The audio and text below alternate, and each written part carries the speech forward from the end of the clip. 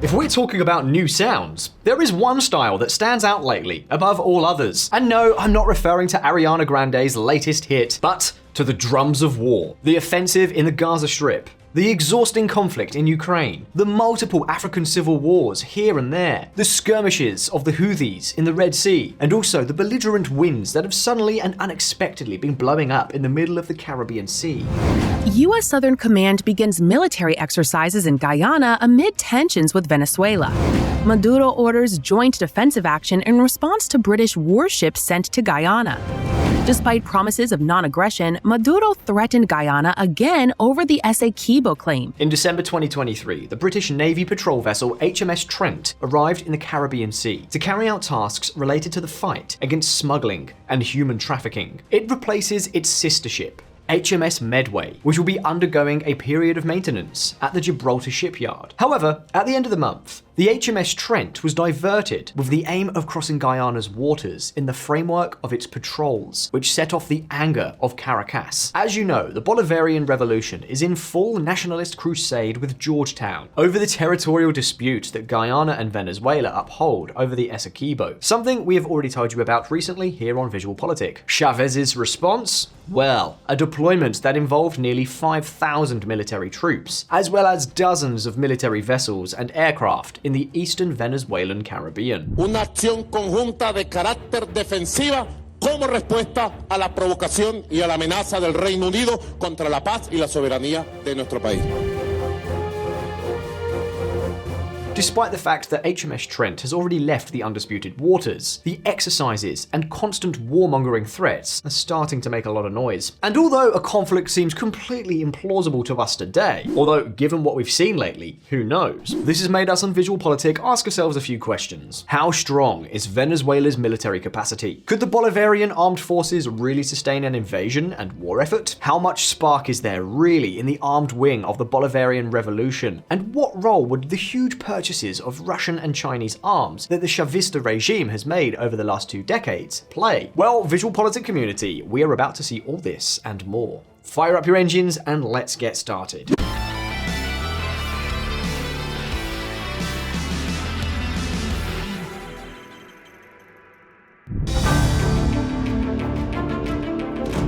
It may surprise you, but the truth is that Venezuela's military capability has always been a hot topic in the Americas for various reasons. Look at what was said as far back as the 1950s.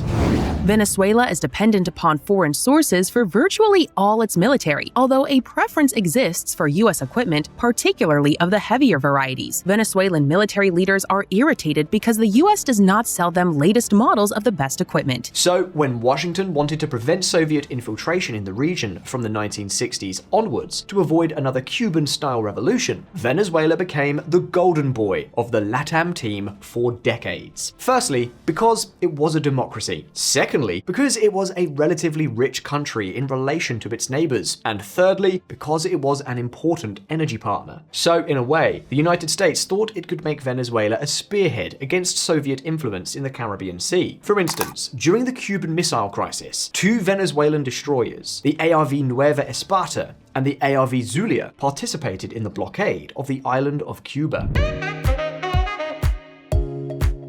In this way, Washington gradually contributed to the modernization of Venezuela's armed forces. For example, by allowing them to acquire 24 F-16 fighter jets back in 1983. At the time, one of them was the most modern on the market. Yes, 4 decades ago, Venezuela already had access to the same type of aircraft that is now being sent to Ukraine. At that time, Venezuela also acquired Lupo-class frigates, which, in their day, were at the forefront of firepower on the high seas. These are but 2 examples. Oil money, combined with good relations with the West, were allowing Venezuela to gradually develop reasonably modern and functional small armed forces. For what purpose? Well, to control the Caribbean and also neighboring Colombia. For example, on the 9th of August 1987, there was an incident that almost got out of hand. A Colombian corvette, the Ark Caudas, entered Venezuelan waters claimed by Colombia. En base a la última posición que tengo de usted sobre la carta, Le reitero mi invitación a retirarse de aguas territoriales venezolanas. Repito, le reitero mi invitación a retirarse de las aguas territoriales de la República de Venezuela. The refusal of the Colombian ship culminated with the brand new F-16s ready to attack according to Venezuela's ultimatum, which Bogotá eventually accepted. Of course, this whole Venezuelan gamble changed completely with the arrival of Hugo Chavez to power in 1998. That is when the new Bolivarian military began to be put into action. Listen up. A colorful modernization. VisualPolitik community. Although in his speeches, he sometimes became an eccentric character, Hugo Rafael Chavez Frias was, above all, a military man. In 2008, Chavez promoted a reform of the military regulations in order to be an active member of the armed forces under his constitutional condition of Commander-in-Chief, which, for example, enabled him to use his campaign uniform in official acts. The link between the commander and the armed forces was intense, and in 2004, the modernization of the armed forces became a priority for his government. And so, in 2005, Chavismo launched a strategic line known as strengthening of the military power. This consisted of an ambitious military rearmament plan. Revolución nuestra, hay que recordarlo, pacífica, pero armada. No se equivoquen, burgueses. Lo que no les vamos a permitir es que incendien nuestro país. Tengan la seguridad que no. Y no hablo solo por el gobierno, hablo por el pueblo, los trabajadores, los civiles y los militares. Of course, some things were already changing. Bush bans arms sales to Chavez. Janelle Hieronymus, a State Department spokeswoman, said Venezuela had forged close relations with Iran and Cuba, both classified by the United States as state sponsors of terrorism. This measure, taken by the White House, was a hard blow for the Venezuelan armed forces, which, as we've already told you, in terms of equipment, military supplies, defense doctrines, and management and maintenance capabilities were built around Western military equipment. Not surprisingly, the commander saw an opportunity, the perfect moment to put an end to precisely that Western tie. So what he did was to pull out his checkbook to sign million-dollar arms contracts with his two new preferred partners, Russia and China. As you can see in this graph, Venezuela's military modernization occurred in two waves, one between 2006 and 2009, and the other between 2011 and 2013. Overall, arms imports were disproportionately larger than in previous years, and mainly relied on orders from Russia and China. Therefore, although Caracas maintained orders to the military industry of countries such as Holland, Austria, and Spain for the supply of light surveillance aircraft or maritime patrol vessels, the bulk of the relationship had to do with its new partners. With China, for example, multi-million-dollar contracts were signed for the purchase of uniforms, vests, training aircraft, artillery ammunition, anti-submarine helicopters, and anti-riot vehicles, as is the case with the Norinco VN4 and Norinco ABV-1. For its part, Moscow, by far Venezuela's largest supplier, received orders to supply missile systems, anti-aircraft defenses, combat helicopters, and more than 100 modernized T-72 tanks. Yet, the favorite toy of the Venezuelan military in this period was undoubtedly the Sukhoi Su-30 Mk2, the new guardian of the skies of the revolution. You see, the F-16 undoubtedly has many advantages, but with 20 years behind it, and above all without US assistance for maintenance and upgrades, it was almost impossible to continue to count on them. So the Venezuelan government made sure to receive 24 of these Russian planes. And in this way, during the first decade of the 21st century, Venezuela managed to take an important step forward in military matters. It must be said, Chavez managed to maintain the comparative advantage that Caracas had with its neighbors, which, coincidentally, led Washington to consider that it would be advisable to close that gap. Russia has become the primary weapons exporter for the Chavez administration. Among recent purchases are Russian air defense systems, helicopters, and Soyuz 30 jet fighters. Venezuela turns to Russia for geostrategic balance and sometimes pragmatic necessity in the wake of the 2006 U.S. arms embargo. If Venezuela continues to pursue weapons contracts with Russia, it is conceivable the U.S. may increase its military aid to Colombia in order to preserve Colombia's military advantage.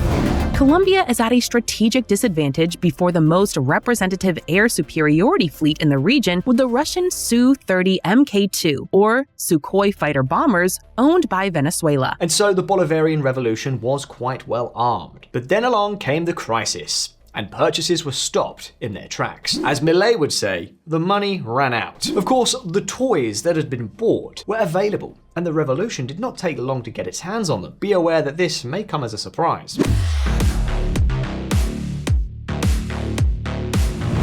Colombia, the eternal scapegoat.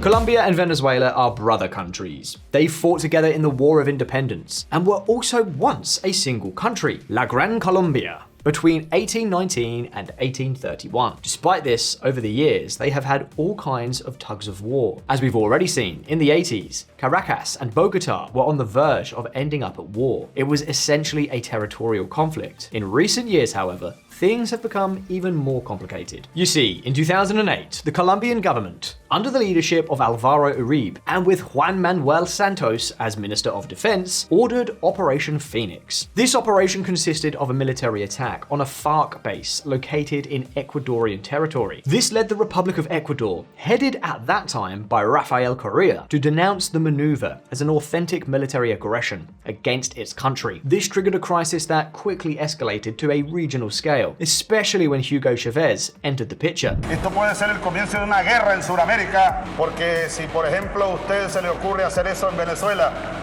presidente Uribe, le mando unos Sukhoi, compañero, para que lo sepa. Señor ministro de Defensa, muévame 10 batallones hacia la frontera con Colombia.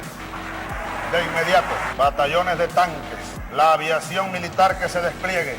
Nosotros no queremos guerra, pero no le vamos a permitir al imperio norteamericano, que es el amo, y a su cachorro, el presidente Uribe, y la oligarquía colombiana, que nos vengan a dividir, que nos vengan a debilitar.